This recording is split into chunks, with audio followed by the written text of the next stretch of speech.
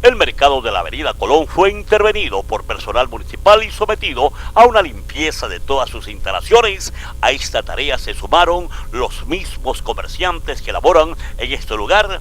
Con escobas en manos procedieron a baldear literalmente todo el piso de este centro de abastos. Se dijo que es la primera vez que el carro bomba del municipio, conocido como Hidroclic, hacía este trabajo en el mercado de la Colón.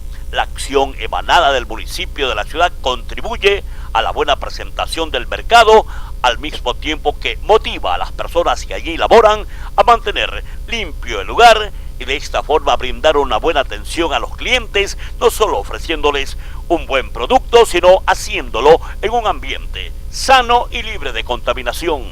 Vicente Peso, Telemilagro.